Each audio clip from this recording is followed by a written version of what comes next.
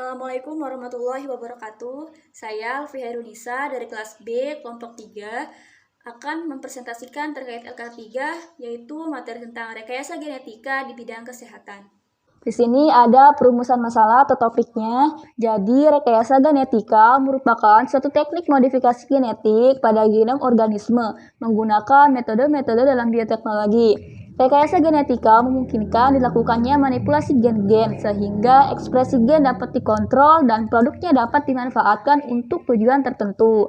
Modifikasi genetik memungkinkan adanya perubahan pada pasangan basa, memotong fragmen DNA tertentu, maupun penambahan atau insersi suatu gen.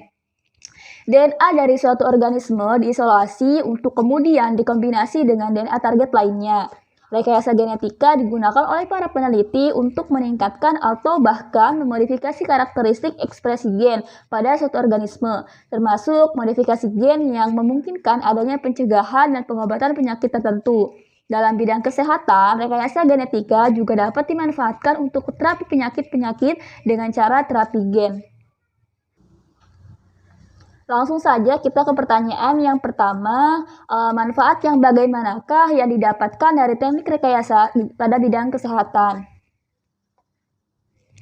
Bioteknologi dalam bidang kesehatan memberikan banyak manfaat dan membantu dalam pemecahan masalah, seperti mendiagnosa, mencegah, serta mengobati berbagai penyakit, termasuk penyakit genetis. Beberapa manfaat diantaranya yaitu yang pertama ada penerapan antibodi monoklonal, yang kedua ada antibiotika, yang ketiga ada pembuatan hormon manusia, kemudian produksi hormon tumbuh, vaksin, dan enzim.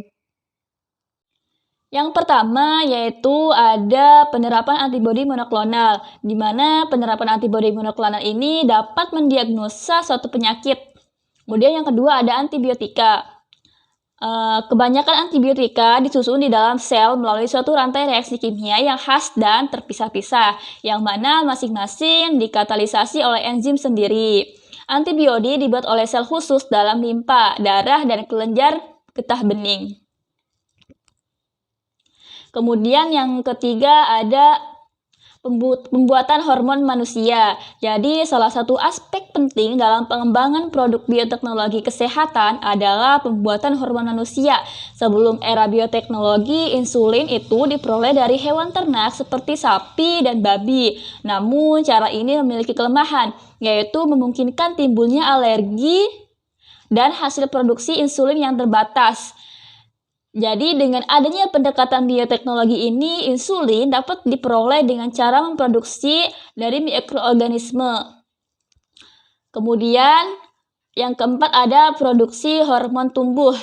Aspek penting dalam rekayasa genetika adalah produksi hormon tumbuh manusia, yang pada mulanya senyawa tersebut hanya dapat dipisahkan dari organ manusia atau hewan menyusui yang menghasilkan hormon tersebut.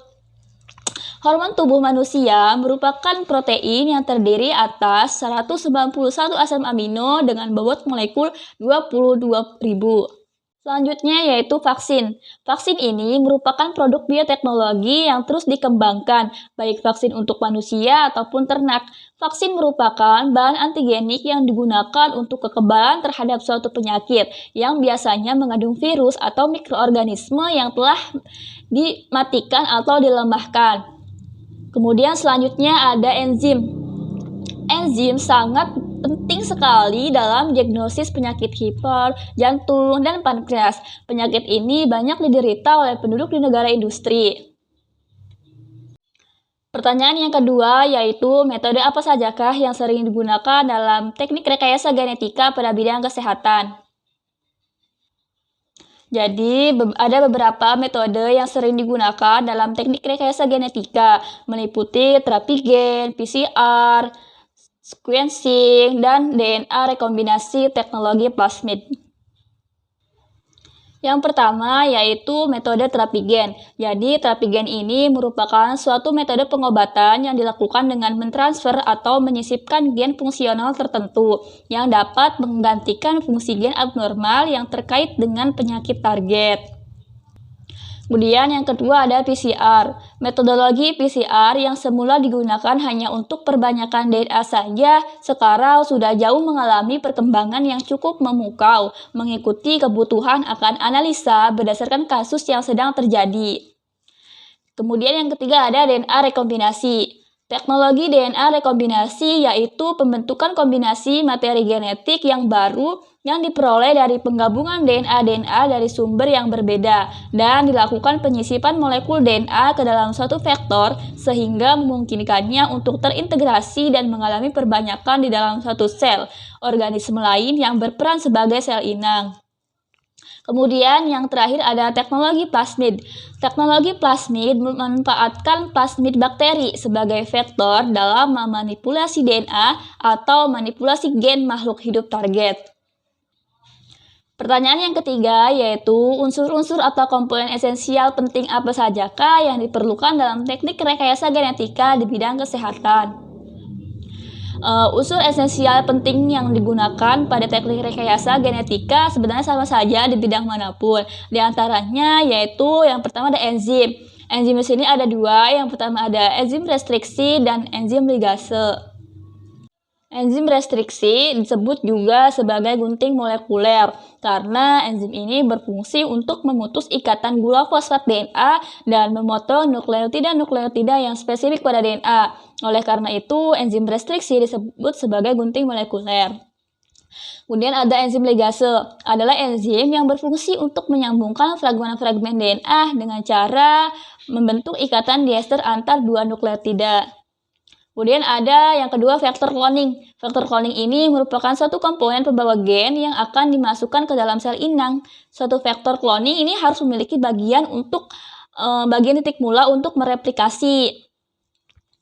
Kemudian suatu vektor cloning memiliki lebih dari situs restriksi. Beberapa situs restriksi untuk beberapa enzim endonukleas di dalam vektor disebut polylinker. Terdapat beberapa jenis vektor cloning yang telah diketahui yaitu plasmid, bakteriofag, cosmid, vektor, dan virus hewan atau virus tumbuhan. Kemudian yang ketiga ada sel inang. Sel inang ini berfungsi untuk memperbanyak molekul DNA rekombinan hasil rekayasa genetika. Beberapa sel inang yang dapat digunakan misalnya sel bakteri, ragi, sel tumbuhan, dan sel hewan. Kemudian pertanyaan yang keempat yaitu bagaimanakah proses dasar dalam teknik rekayasa genetika di bidang kesehatan?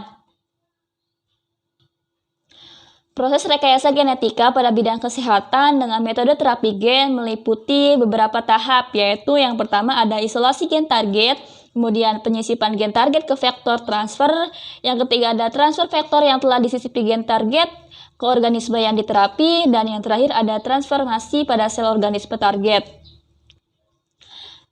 Terapi gen dapat dilakukan secara in vivo dan ex vivo. Terapi gen secara in vivo dilakukan dengan cara mengantarkan materi genetik secara langsung ke kulit atau jaringan pasien.